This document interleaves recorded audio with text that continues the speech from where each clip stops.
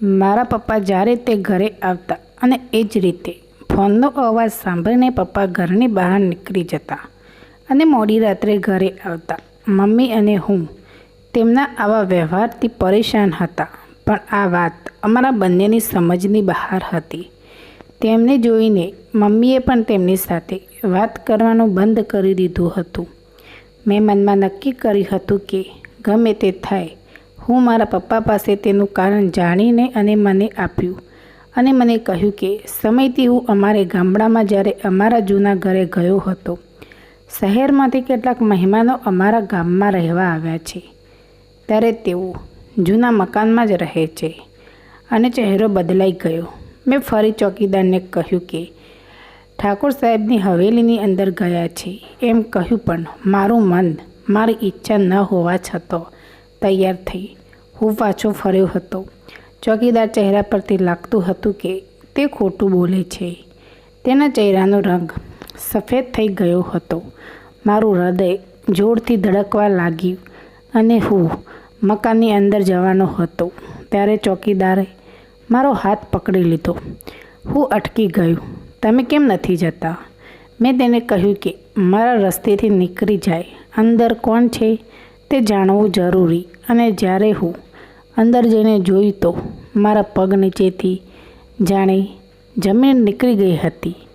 અત્યારે વિચાર્યું ન હતું કે હું ક્યારેય મારા પપ્પાને આવી હાલતમાં જોઈશ. અમારા પપ્પાને હું કેમ કરીને, કારણ કે મારા પપ્પા એમની બહેન સાથે. મારો જન્મ આ સાધારણ ગામમાં થયો હતો. હું મારા પપ્પાનો એકમાત્ર દીકરો હતો. મારા પપ્પાએ ક્યારેય મારી સાથે ક્યારેય પણ ઊંચા અવાજમાં વાત પણ કરી ન હતી. મારા એક કાકા હતા, તેમણે પણ સારો એવો ધંધો ચાલતો હતો. ગામડામાં અમારું બહુ મોટું મકાન હતું અને હું હજુ અમારો પરિવારમાં અમીર હતા. અમારી પાસે કોઈ વસ્તુની કમી ના હોય. હું એક વકીલનું ભણતો હતો શહેરમાંથી, એટલા માટે એક મહિનાની રજાઓમાં આવ્યો હતો. મારું જીવન ઈચ્છા પ્રમાણે ચાલતું હતું. મારી કોઈ બહેન કે ભાઈ ન હતા. મમ્મી પપ્પા એને જ પ્રેમ કરતા હતા, પણ તેમના સિવાય ઘરમાં મને પ્રેમ કરનાર એકમાત્ર મારા ફઈ હતી, જે મને ખૂબ પ્રેમ કરતી હતી. તે 2 ભાઈઓની એકમાત્ર બહેન હતી. તેને 2 ભાઈઓ તેને ખૂબ પ્રેમ કરતા હતા. મારી ફઈ પણ વિદેશમાં ભણેલી હતી. અભ્યાસ પૂરો કર્યા બાદ મારા મમ્મી પપ્પાએ તેના માટે સંબંધ શોધી રહ્યા હતા, કારણ કે મારા પપ્પાને બધા ભાઈઓમાંથી સૌથી મોટા હતા. તેથી જ તેને તેની નાની બહેન અને ભાઈઓની સારી સંભાળ લીધી હતી. મારા કાકા પરણી અને બંને પોતપોતાના અલગ મકાનમાં રહેતા હતા. આ ઘર ફક્ત અમારું હતું. આમાં પિતા, મા, હું અને ફઈ અમારી સાથે રહેતા હતા. જીવન ખૂબ જ સારી રીતે ચાલી રહ્યું હતું. તેણીના અભ્યાસને કારણે તેને હજી લગ્ન કર્યા ન હતા, કારણ કે અમારા ગામડાઓમાં છોકરીઓને વધુ ભણવાની છૂટ નથી. તે ઘણા દિવસ સુધી રહેતી હતી. તેનો અભ્યાસ પૂરો થતાં તે ગામમાં, હવે હું પણ ગામમાં આવી ગયો હતો. મને અહીં આવ્યાના 2 દિવસ વીતી ગયા હતા ત્યારે પપ્પાએ કહ્યું કે ગામના કેટલાક લોકો ફઈ માટે સંબંધ લઈને આવે. કદાચ ફઈને આવા વાત બિલકુલ પસંદ આવી ન હતી.